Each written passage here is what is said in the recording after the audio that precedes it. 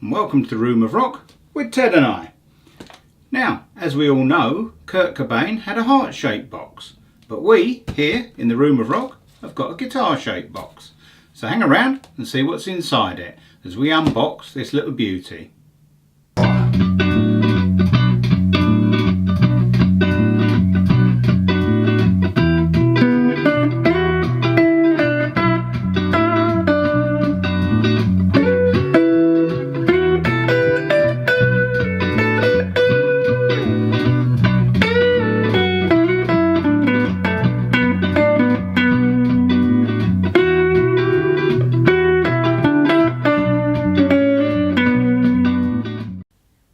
Well, if you hang around and watch the video all the way through, you'll see that it's taken on a completely different feel from what was intended. Initially, it was going to be an unboxing video and me showing you what we'd bought, and me then demonstrating it, playing a few sound bites. But it turned into a little bit of a tale of misfortune, really. So just to give you an insight, in here is guitar number 3. The one you see me unboxing is guitar number 1. So quite a few things happened between guitar number 1 and guitar number 3. I mentioned in the video the price point of the guitar. I paid £239 in April 2019. I got it off of eBay, but the seller was a music shop. So it wasn't second hand or anything, it was brand new with guarantee from a music shop. The price seems to vary from around about there up into the low £300, depends where you look, and possibly if you paid a bit more it would have come from a shop that had set it up, but who knows. The eBay seller, to be fair, had responded quickly to all my emails and dealt with my moans, as it were, very quickly and professionally, so I don't really have any gripe with them. That's why I've not mentioned them in the video at all. I mean, if anyone wants to know, they could message me and I'm happy to say where I got the guitar from. But the reason I don't mention it is because I think it's slightly unfair on them. Anyway, if you watch the video, have a look, see what you think. And as we say, if you like what we're doing, like and subscribe. Also, if you'd like to see a little bit more of this sort of thing, what I intend to do in the next video is to do some sound bites on the guitar, and you might see a little bit of me fiddling with it to get it to play slightly better. But hang around and see what you think with the saga that is the Room of Rock's new guitar.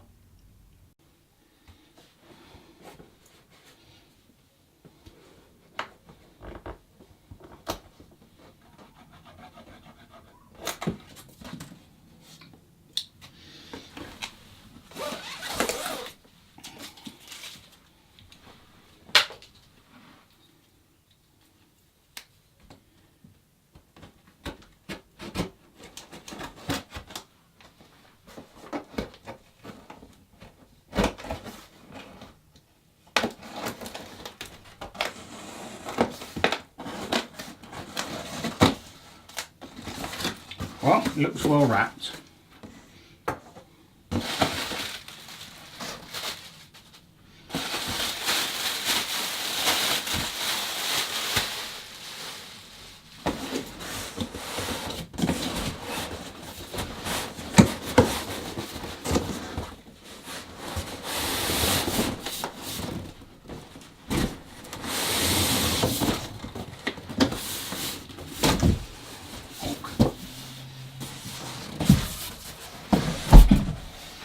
Out of the way.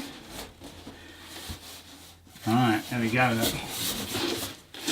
The Vintage brand guitar with genuine Wilkinson parts. Now, both the Wilkinson parts and the Vintage brand are British brands, which is a good thing for a British man to be supporting them. Coming out. Put that over there. Alright, you can see straight away we've got some Allen keys, 3 in there, set things like the intonation and the truss rod. Quite well packed, quite a thick piece of cardboard for the box. Pop that over there.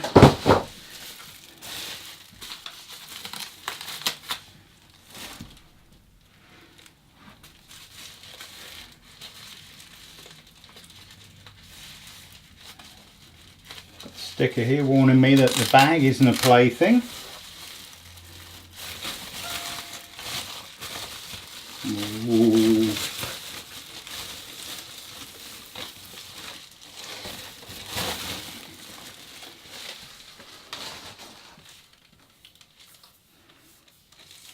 Look at that. So basically it's their Gibson Les Paul Junior style. I think it's a V130 in satin cherry. Mahogany body, mahogany neck, set neck, single routing on the back for 1 volume, 1 tone, wraparound tailpiece and a P90 Wilkinson pickup. So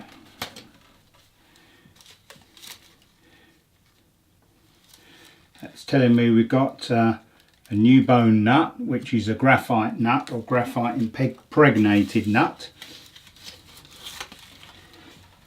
Vintage warranty register, part of the JHS brand. And what we've got there, we've got, that's nice, a quality control sheet with all the things that have been checked. The neck set, the finish, the electronics, pickup fit. Pop that there. It feels very weighty. I will actually put it on the scales so we can see what it weighs. Got some protective paper here over the strings. Just pull this off. Might just see if I can nip that with the penknife.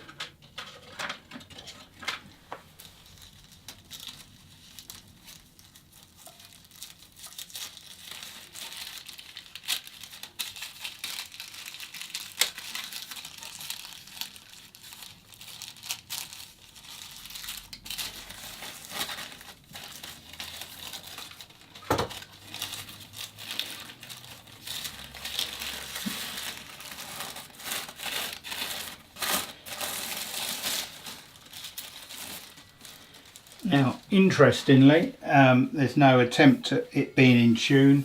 The strings aren't even in the nut slots.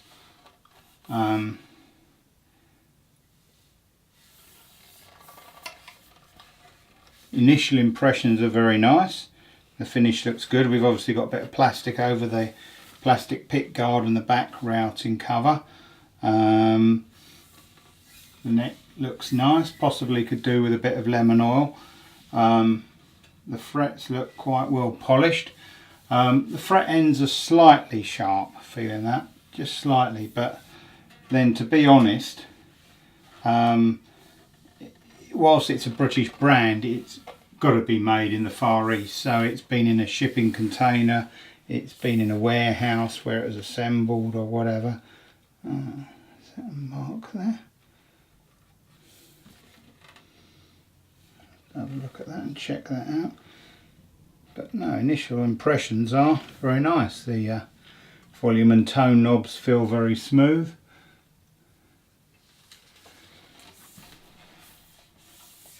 I like their take on the headstock. I think the headstock's possibly better than the Epiphone version. I mean, I assume that the what we call the open book Gibson headstock is trademark, so it can't be copied, so people have to come up with their own slightly different design on that, and I think the vintage one's quite a pleasant looking one. It's got the 6 on a plate tuners, which are as the SG Juniors, Les Paul Juniors, or the earlier ones. These again are Wilkinson vintage ones. As is all the hardware on it, I believe is Wilkinson. The wraparound bridges, So, you know, for the money, and I mean it's more in the budget end of the market as a guitar, you know, it's well equipped. The tuners feel nice and smooth. What I'll do, I'll get it tuned up, get it checked over, and we'll have a little listen to some sounds, shall we? But as I say, the initial impressions are, it's nice. You know, I'd say it's a medium neck. It's not a speed neck, it's not a baseball bat. It feels nice and chunky. To me, the action could do with maybe dropping a little bit, but that's something to have a play with in the next day or two once it settles down, once it's been at pitch for a bit. Anyway, that's the first look at the Wilkinson V130, which is a Gibson Les Paul Junior double cut kind of style guitar. Well, when I looked back through my unboxing part of the video, I noticed I'd made at least a couple of mistakes. I'm sure you'll spot others yourselves. First of all, the tuners are in fact 3 on a plate, 1, 2, 3 and 1, 2, 3. And they were on the SG Juniors, they were on the Les Paul Juniors, single and double cutaway in the early years. The guitar actually is a V130 by Vintage. It's the hardware that's Wilkinson. I miscalled it there and called it a Wilkinson. It's actually a Vintage, as indicated on the headstock. Well, as a bit of an update to the unboxing video, the first guitar, which is this one that we received, wasn't actually set up very well. There was a slight mark in the finish which I was a bit, shall I accept it or shan't I? And I thought, well no, they've got good write-ups everywhere else, and you think, you know, it's brand new guitar and you want it to be about right. And the other thing that really clinched it for me was the fret ends are sharp. Now, whilst I could file those down carefully, they haven't been dressed or flattened, and there's some atrocious string buzzing. And the other thing is the nut's very high and the bridge is very high. It's almost like it's been assembled but it missed out on that last final setup. All the tag was ticked for the quality control procedure, but it's almost like it wasn't actually on this guitar, it was from another guitar. So anyway, I contacted the seller and they've organised a replacement, so which is good, and hopefully that's the one you'll see the sound bites of, and that'll all be good. At the moment we're still waiting for the replacement to come in, but what I'll do is I will try and get the camera in close so you can just see or maybe hear a couple of the string buzzes. Now I could sort it out myself, but once you've started work on something that's brand new, if for an example that you mark it yourself or there is an issue with it that is beyond rectification, you've kind of scuppered the warranty. So I thought, why should I as well, really? You spent a reasonable amount of money on the guitar, you want it to be about right. You know, I don't mind a bit of final fiddling and setting up myself. Expect that, especially on a cheaper instrument, because the majority of the money on a more expensive instrument, apart from quality of woods and fittings, is the labour involved in the final setup, because it's got to be done by hand by a skilled operator, and that's expensive. So the fret polishing and levelling and stuff like that is all handwork, and you know, that's where if you bought a Gibson you'd expect to see it be flawless. Whereas when you buy more in the affordable end of the market, you expect maybe it isn't going to be 100%. And I'm sure if this guitar had come into the music shop and they'd gone to put it out as a display model or a demo model, it would have been sent back, or their luthier in-house would have had to do an awful lot of setting up to get it to play properly. So there you go. So I shall move the camera in a bit closer and see if I can show you a couple of the issues. Well, hopefully you can hear this, and that's in focus because we're fairly close to the camera, but the guitar's roughly in tune. If I play a G chord,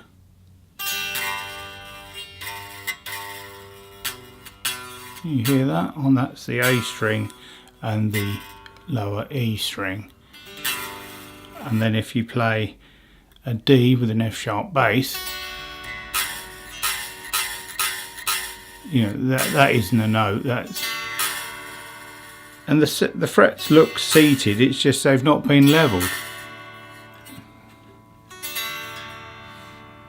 And then because the nut's so high, when you start playing in the open position, it's wanting to pull the strings sharp because you're putting so much downward pressure on them.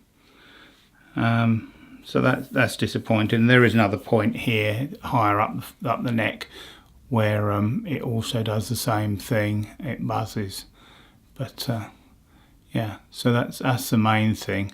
And as I say, the action at the 12th fret is very high, which I know could be adjusted at the bridge, but it's not really for me to be fiddling around with it at this early stage to that extent, I don't feel. I'll try and move that around a little bit so you can see just how high the action actually is. I'm not sure whether that's showing, but it is. Maybe if I push that in you can see, and unfortunately that is pulling the guitar sharp, even though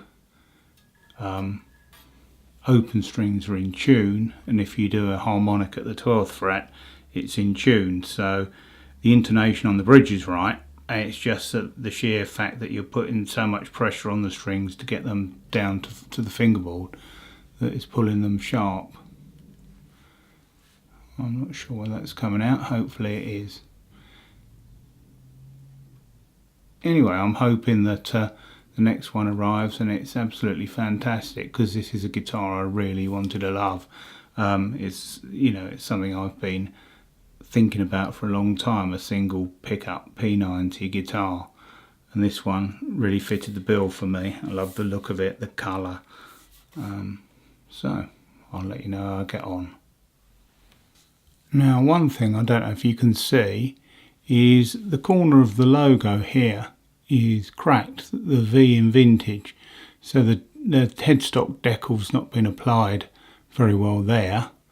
And also if I raise it up a bit, can you see that the screen print in here is starting to fade, which I kind of like because it adds a bit of an aged feel to it, but I'm sure that's not right. Now I don't know if you can see it, it's fairly small, but here there is a mark in the finish.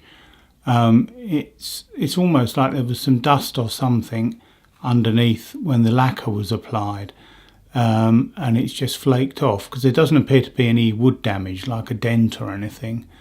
And again, I was thinking, you know, I might let that slip. It's fairly small and it's kind of out of the way down there, but in view of the other things that came up on the guitar, I thought, well, no, it's not right, it's not as it should be. What I'll do, I'll put the guitar on the scale so we can see exactly how much it weighs, and to give you a bit of a reference point, I can also put my Squire Strat on the scales so you can see how much that weighs.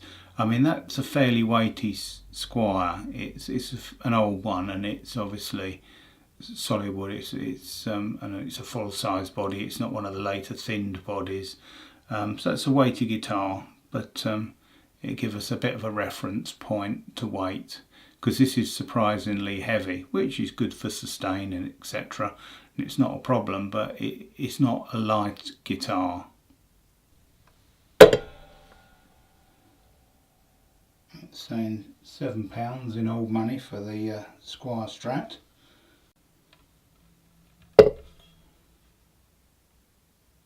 £7.8 for the vintage there in old money. One point I would make about the guitar, for someone who's thinking of buying one of these or something similar, it's not particularly comfortable sitting down. It's very body heavy. Look, if you let it go, it wants to go. You couldn't, well, it's just about standing there, but I have no confidence. Once it gets past a certain point, the body wants to drop away. So it's not the best for sitting down. I mean, absolutely fine and balanced on a strap, but when you're sitting down, you do feel it wants to run away from you.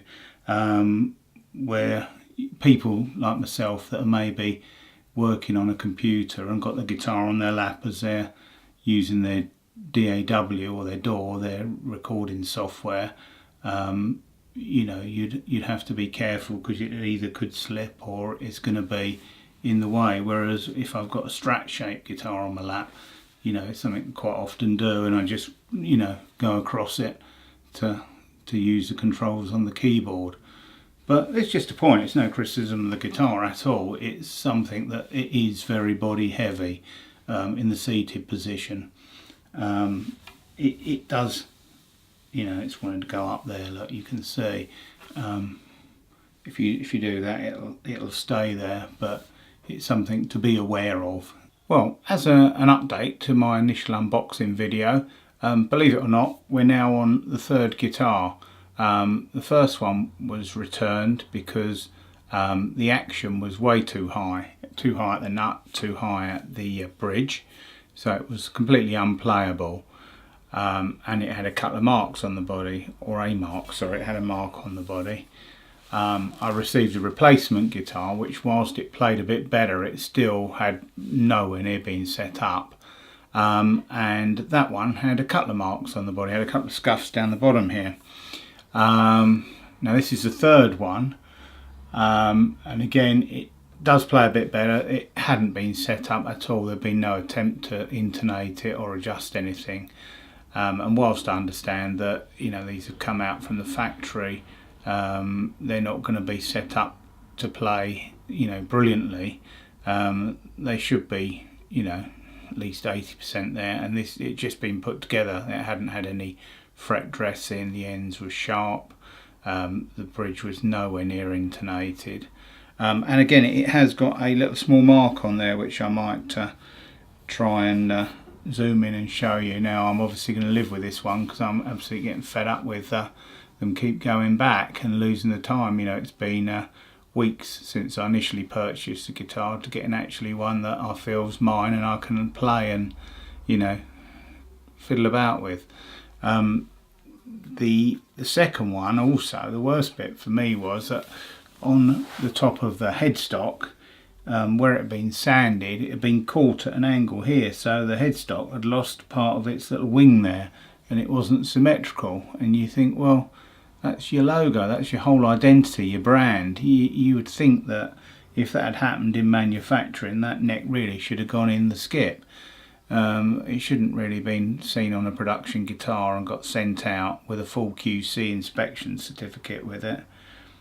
Anyway, I think this guitar, with a bit of love, I mean the fret ends on this are still sharp, they're not right, and as compensation for the inconvenience caused, I was told that this one would have a full check over and setup and a fret dress before it left, and it hasn't, because can you hear that?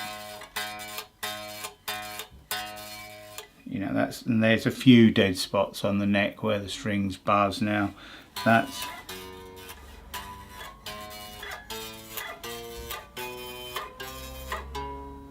so it goes there. That's not the product of a good fret dress.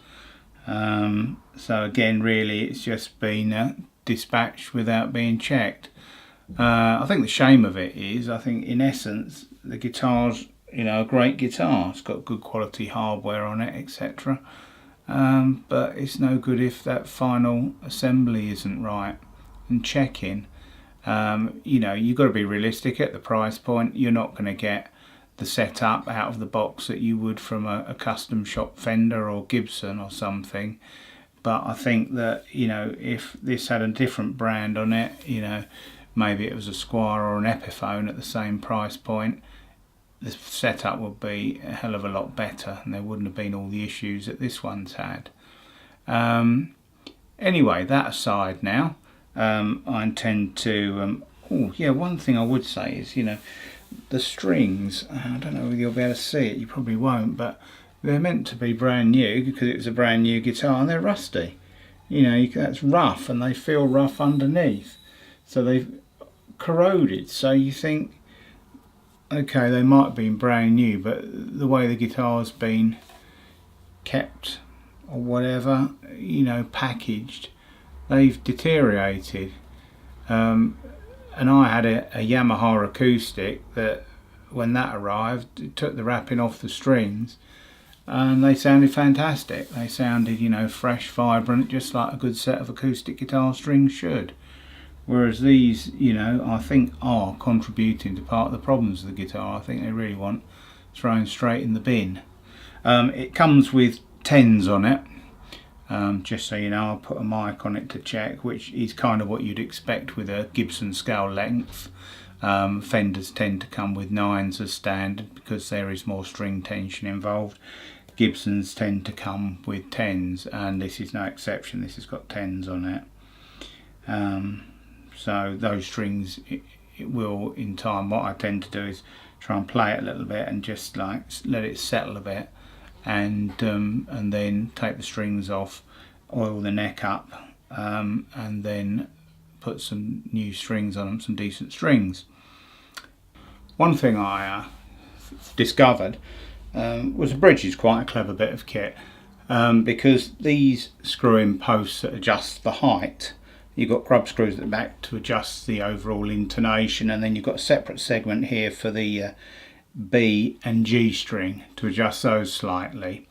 I think with these kind of bridges, the intonation is always going to be a bit of a compromise. It's never going to be the same as something with individual saddles, but that's part of the simplicity and the design of the guitar.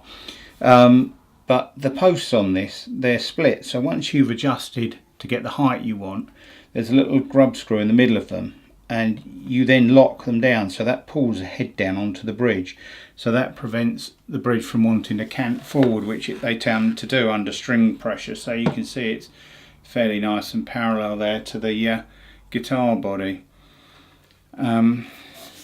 Anyway, what I'm going to do is I'll have a little bit of a fiddle with it, and then maybe change the strings, set it up, and then I'll come back and give you my overall feelings of the thing once I've lived with it for a bit, and maybe some sound bites, which I intended to do on the end of this video, but in view of the way it's arrived and the fact that we're on our third one now, I thought you'd be more interested in the fact that, you know, whilst it is potentially a very good guitar, that I have had issues in getting to this stage.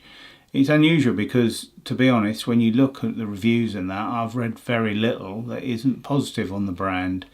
And I, as I say, really wanted to get behind them because it is a British guitar company, which I'm all in favour of supporting. So, anyway, we'll see you again soon in the Room of Rock with Ted and I.